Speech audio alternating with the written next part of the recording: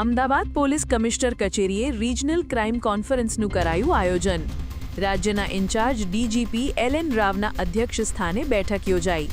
અમદાવાદ શહેર, અમદાવાદ રેન્જ અને ગાંધીનગર રેન્જના ઉચ્ચ અધિકારીઓ હાજર રહ્યા. 2025ના ક્રાઇમ પ્રોફાઇલનું એનાલિસિસ રજૂ કરાયું. સાયબર ક્રાઇમ અને ટ્રાફિક સમસ્યાઓ મુદ્દે ખાસ ચર્ચા કરાઈ. જાગૃતતા અભિયાન વધુ તેજ કરવાની કરાઈ જાહેરાત. નેત્રમ અને વિશ્વાસ પ્રોજેક્ટ હેઠળ સીસીટીવી કવરેજ વધશે. નાર્કોટિક્સ મુદ્દે ટાસ્ક ફોર્સ રચાઈ. ક્રાઇમ કોન્ફરન્સનું આયોજન કરવામાં આવેલું છે.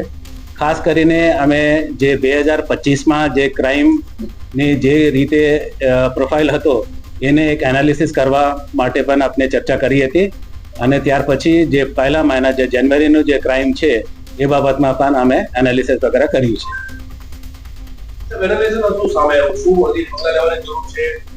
આપણે રિજનલ જે ક્રાઇમ કોન્ફરન્સ છે જેમાં અમદાવાદ શહેર, અમદાવાદ રેન્જ અને ગાંધીનગર રેન્જ.